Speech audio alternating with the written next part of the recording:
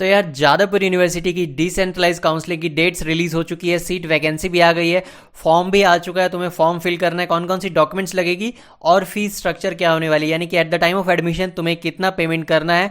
अगर तुम ऑलरेडी पहले से उसी कॉलेज में एडमिटेड हो, यानी कि जादवपुर यूनिवर्सिटी में पहले से ही तुम हो, तो तुम्हें क्या फी लगेगी, या फिर तुम्हें फर्स्ट टाइम जादवपुर यूनिवर्सिटी मिल रही है डिसेंट्रलाइज काउंसलिंग के थ्रू, तो तुम्हें क्या फी करनी है, वो सारी चीजों की डिटेल डिस्कशन मैं यहाँ पर करने वाला हूँ। इसलिए मैंने पहले ही पॉइंट्स को मेंशन कर दिया है, क्या इंपॉर्टेंट डेट है, सीट की vacancy, form filling, document required और फी स्ट्रक्चर। तो इन सब चीजों की बात करने वाला हूं पॉइंट वाइज। और हाँ, ये वीडियो थोड़ी लंबी होगी लेकिन पूरी इन्फॉर्मेटिव होगी और सारी चीजों की जानकारी तुम्हें इस एक ही वीडियो में मिल जाएगी। तो तुम्हें ध्यान से वीडियो को एंड तक देखनी है। और साथ ही साथ मैं तुम्हें बोल दे रहा हूं, चैनल को सब्सक्राइब करके रखो, ताकि जब Kalyani government engineering college Jalpaiguri या फिर कलकत्ता यूनिवर्सिटी की आती है तो मैं तुम्हें सबसे पहले अपडेट कर दूंगा और डिटेल में तुम्हें समझ में आ जाएगी कैसे क्या करनी है। तो चैनल को सब्सक्राइब करके रखो और व्हाट्सएप चैनल को भी ज्वाइन कर लो, ताकि अगर तुम यूट्यूब के नोटिफिकेशन को मिस भी कर देते हो तो तुम्हें व्हाट्सएप चैनल पर लिंक मिल जाएगी, तो वहां से जाकर कभी भी देख सकते हो, क्योंकि मैक्सिमम बच्चे WhatsApp most of the time use कर रहे होते हैं। तो चलो वीडियो को स्टार्ट करते हैं। सबसे पहले तो मैं नोटिफिकेशन की थोड़ी डिस्कशन कर देता हूं कि किसे फॉर्म अप्लाई करनी है, यानी कि कितने रैंक तक तुम्हें चांसेस है कि मिल सकती है, ताकि तुम्हें आइडिया लग जाएगा तुम्हें अप्लाई करने का कोई फायदा होने वाला है भी या नहीं। तो देखो यहाँ पर एलिजिबिलिटी क्राइटेरिया पहले मैं तुम्हें बता देता हूं। तो तुम्हारे पास एक जीएमआर होनी चाहिए WPGW 2024 की, यानी कि WPGW 2024 के एग्जामिनेशन में तुम अपियर हुए हो और तुम्हारी रैंक कार्ड आई हुई है, तो तुम अप्लाई कर सकते हो। और साथ ही साथ 10+2 की एग्जामिनेशन तुम West Bengal council of higher education या फिर उसके इक्विवेलेंट किसी भी बोर्ड से तुम 10+2 के एग्जामिनेशन को पास कियोगे। और देखो, student already admitted to UG degree program under FET JU and either continuing or have withdrawn from the same may also apply, यानी कि अगर तुम पहले से ही वहां पर JU में एडमिशन ले चुके हो तो भी तुम यहाँ पर अप्लाई कर सकते हो। ये यहाँ पर क्लियरली मेंशन कर दिया गया है, क्योंकि काफी बच्चों की डाउट रहती है कि मैं पहले से उस कॉलेज में हूँ तो क्या फिर से मैं डिसेंट्रलाइज काउंसलिंग के थ्रू अप्लाई कर सकता हूँ या नहीं। तो यहाँ पर क्लियरली ये मेंशन है, तुम अप्लाई कर सकते हो। फिर देखो, candidate must have a valid WPGW 2024 GMR with in 10,000। अगर जनरल कैटेगरी से हो तो तुम्हारी अगर 10,000 के अंदर रैंक अगर है तो तुम जरूर अप्लाई कर देना। और फिर अगर SC ST OBC OBCB PWD या EWS कैंडिडेट हो तो तुम्हारे पास कोई भी GMR हो, कितनी भी जनरल मेरिट रैंक हो, यानी कि ये 10,000 से अगर ज्यादा है फिर भी तुम अप्लाई कर सकते हो। लेकिन हाँ, जो जनरल कैटेगरी के कैंडिडेट है उनके लिए ये है कि उनकी GMR 10,000 के अंदर होनी चाहिए, तभी वो अप्लाई कर सकते हैं। क्योंकि तुम लोग भी जानते हो, जादवपुर यूनिवर्सिटी में एडमिशन लेने के लिए तुम्हारी रैंक काफी अच्छी होनी चाहिए। अब यहाँ पर 12th की क्राइटेरिया दी हुई है, तुम्हारी physics chemistry mathematics compulsory subject होनी चाहिए और साथ ही साथ तुम्हारी 60% मिनिमम मार्क्स होनी चाहिए। और अगर तुम SC ST OBC AB या PWD कैंडिडेट हो तो तुम्हारी 45% मार्क्स होनी चाहिए and have 60% marks in mathematics, यानी कि इंडिविजुअली भी मैथमेटिक्स के सब्जेक्ट में तुम्हारी 60% मार्क्स होनी चाहिए और 45% मार्क्स बाकी PWD SC ST OBC AB candidate की मैथमेटिक्स सब्जेक्ट में होनी चाहिए। As well as pass marks in English with minimum marks 30%, यानी कि इंग्लिश सब्जेक्ट तुम्हारी जो रहती है उसमें भी तुम्हारी 30% मार्क्स होनी चाहिए। और देख लो, यहाँ पर बता दिया गया है कि EWS कैंडिडेट के लिए जो है, जनरल कैटेगरी वाले जो कैंडिडेट है उनकी जो क्राइटेरिया है वही EWS वालों की भी होगी, यानी कि 60% मार्क्स उनकी एग्रीगेट होनी चाहिए और मैथमेटिक्स में 60% इंडिविजुअल मार्क्स होनी चाहिए। अब यहाँ पर आर्किटेक्चर कोर्स के लिए क्राइटेरिया लिखी हुई है, फिलहाल इसे मैं स्किप करता हूँ। अब यहाँ पर देखो, रिजर्वेशन ऑफ सीट्स, तो देखो डोमिसाइल कोटा से the candidate must be domicile of West Bengal for admission to all the seats under open SC ST OBC AB PWD EWS category. Open ये होम स्टेट वाली, ये सारी जो कैटेगरी की सीट्स है इसके लिए तुम्हारी डोमिसाइल कोटा यानी कि वेस्ट बंगाल डोमिसाइल कैंडिडेट ही सिर्फ इसमें एडमिशन ले सकते हैं। नेक्स्ट स्लाइड में ही मैं तुम्हें बताने वाला हूँ सीट मैट्रिक्स, कौन से ब्रांच में कितनी सीट्स वैकेंट है, कौन से कैटेगरी के अंदर कितनी सीट्स वैकेंट है, वो सारी चीजें बताऊंगा।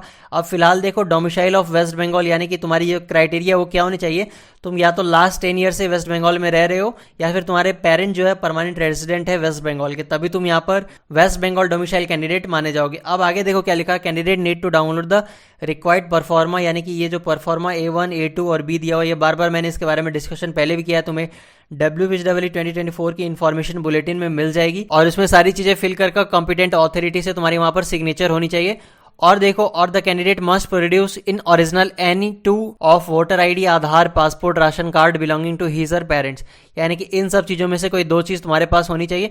The said document must justify that residential address of parent is in West Bengal, यानी कि इन सारे जो डॉक्यूमेंट्स है इसमें तुम्हारी जो एड्रेस है वो वेस्ट बंगाल की होनी चाहिए, ताकि पता लग पाए कि तुम वेस्ट बंगाल कैंडिडेट हो। अब आगे देखो, अब SC ST OBC AB और EWS कैंडिडेट जो है, अगर वो डोमिसाइल सर्टिफिकेट प्रोड्यूस नहीं कर पा रहे हैं, एटलीस्ट वो अगर कैटेगरी सर्टिफिकेट प्रोड्यूस कर दे जो गवर्नमेंट ऑफ वेस्ट बंगाल के थ्रू इशू की जाती है, तब भी उन्हें मान लिया जाएगा कि हाँ वेस्ट बंगाल डोमिसाइल कैंडिडेट ही है। लेकिन हाँ, अगर उस केस में अगर तुम कैटेगरी सर्टिफिकेट भी इनवैलिड तुम्हारी पाई जाती है। अगर तुम्हारी कैटेगरी सर्टिफिकेट डेट्स के अकॉर्डिंग वैलिड नहीं होगी तब तुम्हारी डोमिसाइल स्टेटस भी उस टाइम नॉन वेस्ट बंगाल हो जाएगी। यानी कि अगर तुम सिर्फ कैटेगरी सर्टिफिकेट लेके जाओगे और तुम सोचोगे कि अगर तुम्हारी कैटेगरी सर्टिफिकेट वैलिड नहीं होती है तो तुम at least West Bengal domicile candidate वहां पर मान लिए जाओ और तुम्हें जो है वेस्ट बंगाल की ओपन कैटेगरी की सीट्स एटलीस्ट मिल जाए, तो तुम्हें वहां पर वो भी नहीं मिलेगी, तुम उसके लिए भी एलिजिबल नहीं होगे। इसलिए बेटर होगा कि तुम डोमिसाइल सर्टिफिकेट और कैटेगरी सर्टिफिकेट दोनों लेकर जाओ और प्रॉपर परफॉर्मा में और डेट्स के अकॉर्डिंग तुम्हारी वो सर्टिफिकेट वैलिड होनी चाहिए। अब यहाँ पर देख लो ओबीसी एबी सर्टिफिकेट जो है 31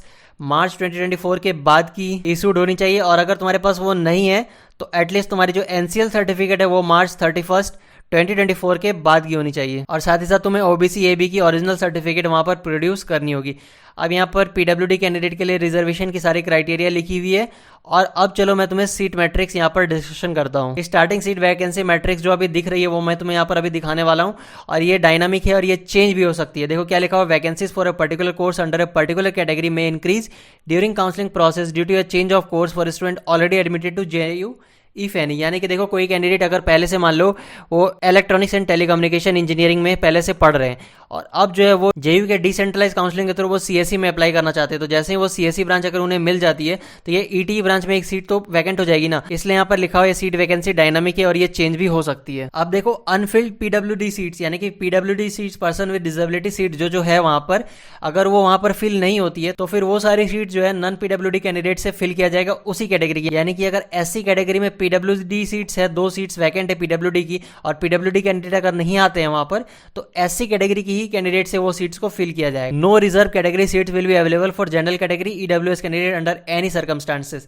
यानी कि जो भी कैटेगरी की सीट्स रहेगी वो कैटेगरी स्टूडेंट को ही प्रोवाइड की जाएगी, वो जनरल कैंडिडेट को या फिर ईडब्ल्यूएस कैंडिडेट को नहीं मिलने वाला है। और ये एक बात और तुम्हें बता दे रहा हूं, यहाँ पर टीएफडब्ल्यू सीट्स कोई भी नहीं है, यानी कि तुम्हें वहां पर टोटल फी पे करनी होगी। देख लो तुम्हें जेयू की वेबसाइट पर ये लिंक मिल जाएगी, वहां से तुम एप्लीकेशन अप्लाई कर सकते हो, और एक तुम्हें non refundable application fee 500 rupees को पे करना होगा SBI collect online payment system के थ्रू। वो तुम्हारी वहां पर लास्ट डेट भी अभी मैं तुम्हें बता देने वाला हूं। और यहाँ पर एक और चीज मेंशन्ड है कि तुम्हें जो है ऑनलाइन एप्लीकेशन के टाइम कोई ऐसी प्रेफर्ड चॉइस फिल नहीं करनी है कि हाँ पहले मुझे सीएससी चाहिए फिर मुझे आईटी चाहिए या फिर जो भी ब्रांच वहां पर अवेलेबल है वो सारी चीजें तुम्हें वहां पर मेंशन नहीं करनी है। एट द टाइम जब तुम वहां पर फिजिकली विजिट करोगे वहां पर जैसे जैसे सीट वैकेंट रहेगी, जैसे भी वहां पर अवेलेबल रहेगी, वो सारी चीजें वहीं पर तुम्हें बताई भी जाएगी और वहीं पर तुम्हें अपनी विलिंगनेस को भी बतानी है कि हाँ मुझे ये सीट चाहिए या फिर मुझे ये ब्रांच चाहिए, जो भी चीजें वो वहीं पर होगी। अब देखो रिपोर्टिंग एंड डॉक्यूमेंट वेरिफिकेशन, देखो जो सारे बच्चे एकदम नए हैं यानी कि पहले से उनकी जादवपुर यूनिवर्सिटी में एडमिशन नहीं है तो उन सारे बच्चों को जो filled up decentralize online application form है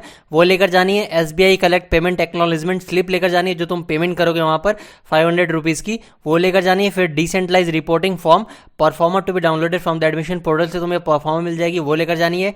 एंटी रैगिंग डिक्लेरेशन, इसकी परफॉर्मर तो मैं तुम्हें यहीं पर दिखा दूंगा, इसमें साइन तुम्हारी और गार्जियन की वो सारी साइन करके 5 पासपोर्ट साइज फोटोग्राफ ले जाना है, और तुम्हें ओरिजिनल और वैलिड डोमिसाइल सर्टिफिकेट लेकर जानी है। जो भी WPGEE 2024 की इन्फॉर्मेशन बुलेटिन में परफॉर्मा दी गई थी उसी के अंदर तुम्हें बनाकर वो लेकर जानी है, और साथ ही साथ तुम्हें ये सारी डॉक्यूमेंट्स यहाँ पर लेकर जानी है। लिस्ट ऑफ डॉक्यूमेंट्स तुम्हें यहाँ पर दिया हुआ, तुम इसे पढ़कर इन सारे डॉक्यूमेंट्स को अपने साथ रख लेना। ये देख लो जो प्रेजेंट सीट मैट्रिक्स है यानी कि डिसेंट्रलाइज काउंसलिंग के स्टार्ट होने से पहले ये 15 सितंबर 2024 की वैकेंसी लिस्ट यहाँ पर तुम्हें दी हुई है। यहाँ ये देखो ओपन कैटेगरी के अंदर जितनी सीट्स है, फिर ओपन पीडब्ल्यूडी कैटेगरी के अंदर जितनी सीट्स है, ईडब्ल्यूएस हो गई, यहाँ पर ओबीसी ए पीडब्ल्यूडी, यहाँ पर ओबीसी बी पीडब्ल्यूडी, इस तरह से सारे कैटेगरी वाइज सारी टोटल सीट्स यहाँ पर मेंशन्ड है, और टोटल 141 सीट्स जो है डिसेंट्रलाइज काउंसलिंग के अंदर वैकेंट है। अब तुम यहाँ पर देख सकते हो सीएससी के अंदर तुम्हें देखना है अगर एसटी कैटेगरी में कितनी सीट्स है, तो यहाँ पर देख लो 0 सीट्स है।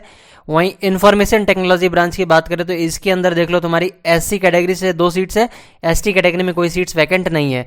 फिर यहाँ पर तुम फार्मेसी की, पावर इंजीनियरिंग, प्रिंटिंग और सारी चीजें तुम यहाँ पर देख लो। फिलहाल यहाँ पर मैं तुम्हें इंपॉर्टेंट डेट्स बता देता हूँ, तो तुम्हें ऑनलाइन एप्लीकेशन पोर्टल जो है आज से यानी कि 17 सितंबर से लेकर 20 सितंबर तक ओपन रहेगी, तो तुम्हें यहाँ पर ऑनलाइन एप्लीकेशन फॉर्म को फिल कर देनी है, 500 रुपीज की पेमेंट करनी है, उसकी लिंक भी तुम्हें वेबसाइट पर मिल जाएगी। यहाँ पर तुम क्लिक हियर दिख रही होगी, तुम जैसे यहाँ पर क्लिक करोगे वो पेमेंट पोर्टल ओपन हो जाएगी, वहां पर तुम्हें पे करके उसकी एक्नॉलेजमेंट स्लिप को डाउनलोड कर लेनी है, क्योंकि तुम्हें वो भी वहां पर ले जानी होगी। और पेमेंट लिंक जो है 16 से 22 सितंबर तक वैलिड रहेगी, यानी कि तुम यहाँ 28 तक फॉर्म अगर फिल कर लेते हो तो 2 दिन का टाइम तुम्हें दिया जाएगा, तब तक में तुम पेमेंट कर देना। फिर पेमेंट जैसे ही हो जाती है, for successful application candidate must fill up online application form and complete SBI collect fees payment, यानी कि फी पेमेंट कर दोगे तब तुम्हारी जो है एप्लीकेशन फॉर्म को सक्सेसफुल माना जाएगा। और जो तुम्हारी प्रोविजनल डेट है काउंसलिंग की वो 24 से लेकर 27 सितंबर दी गई है, और 22 सितंबर को शेड्यूल जो है वो पब्लिश कर दिया जाएगा, कैसे क्या डेट्स रहने वाली है।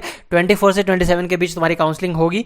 तो तुम इस चैनल को सब्सक्राइब करके रखो, जैसे ही अगली नोटिफिकेशन आती है सबसे पहले मैं तुम्हें यहाँ पर अपडेट कर दूंगा। अब चलो मैं तुम्हें एंटी रैगिंग की सर्टिफिकेट दिखा देता हूँ। उससे पहले देखो तुम्हारे पास ऐसी ही पोर्टल मिलेगी, FET एडमिशन पोर्टल। यहाँ पर से तुम्हें WBJEE रोल नंबर डालनी है और यहाँ पर तुम्हें GMR और डालकर तुम्हें सबमिट कर देनी है। अगर तुम्हें कोई भी प्रॉब्लम हो रही हो तो तुम इंस्टाग्राम पर हम लोगों से कांटेक्ट कर लेना, ट्राई करेंगे कि तुम्हारी हेल्प कर दूं, या फिर अगर जरूरत पड़ी तो इसके ऊपर एक अलग से डेडिकेटेड वीडियो बनाकर तुम्हें बता दूंगा कैसे इसे फॉर्म फिल करके अप्लाई करनी है। अब देखो मैं तुम्हें फिलहाल ये मेडिकल फिटनेस सर्टिफिकेट की परफॉर्मा दिखा दे रहा हूँ, ये तुम्हें वेबसाइट पर भी मिल जाएगी। कुछ इस तरह की ये परफॉर्मा होगी, यहाँ पर तुम्हें सारी चीजों को फिल करके मेडिकल प्रैक्टिशनर की सिग्नेचर और वहां पर उसकी स्टाम्प और रजिस्ट्रेशन नंबर, वो सारी चीजें फिल होनी चाहिए। अब ये देखो एंटी रैगिंग अंडरटेकिंग है 2 तरह की, एक बाय स्टूडेंट, ये वाली तुम्हें फिल करनी है, और ये वाली है बाय पेरेंट गार्जियन। तो तुम्हारे जो भी पेरेंट गार्जियन होंगे उनके थ्रू भी तुम्हें ये फिल करवा कर और सारी सिग्नेचर करवाकर तुम्हें वहां पर ले जानी होगी। तुम्हारी रिपोर्टिंग कम विलिंगनेस फॉर्म है, ये तुम्हें वहां पर फिल करके फिजिकली लेकर जानी है। तो तुम इसे वेबसाइट से डाउनलोड करके प्रिंट आउट करके जरूर लेकर वहां पर चले जाना। कुछ इंपॉर्टेंट नोट यहाँ पर लिखा हुआ है, personal presence of candidate is a must for decentralise counselling, यानी कि तुम पेरेंट गार्जियन को वहां पर नहीं भेज सकते हो, क्योंकि काउंसलिंग हॉल में सिर्फ स्टूडेंट ही अलाउड रहेंगे। और फिर यहाँ पे देखो reporting in time is mandatory, late reporting में ऑटोमेटिकली कैंसिल द एप्लीकेशन। तो तुम्हें वो अपडेट कर दिया जाएगा 22 को कि कब कब तुम्हें आनी है, कितने टाइम पर आनी है, और मैं भी तुम्हें यहाँ पर अपडेट कर दूंगा। तो तुम चैनल को सब्सक्राइब करके रखना, सारी चीजें तुम्हें यहाँ पर पता चल जाएगी। और देखो counselling and admission will be close as soon as the vacant seats of the concern category are filled up, यानी कि जैसे ही जो भी सीट्स वैकेंट है वो फिल हो जाती है तो काउंसलिंग क्लोज हो जाएगी। उसके बाद और कोई दूसरी या तीसरी कोई राउंड यहाँ पर नहीं होने वाली है। आई होप तुम्हें ये वीडियो हेल्पफुल और इन्फॉर्मेटिव लगी होगी। अगर कोई इन्फॉर्मेशन यहाँ पर छूट गई हो तो तुम हम लोगों से कमेंट सेक्शन में पूछ लेना, या फिर इंस्टाग्राम पर कॉन्टैक्ट करके पूछ लेना। हम लोग ट्राई करेंगे तुम्हारी हेल्प कर देने की। आई होप तुम्हें ये वीडियो हेल्पफुल लगी होगी। तो इस वीडियो को एक लाइक करके अपने फ्रेंड्स के साथ भी शेयर कर दो, और चैनल को सब्सक्राइब करके रखो, ताकि तुम्हें जो नेक्स्ट कॉलेज सारी बची हुई है डिसेंट्रलाइज काउंसलिंग के लिए उसकी अपडेट सबसे पहले मिल जाए। Thank you for watching this video, मिलते हैं नेक्स्ट वीडियो में।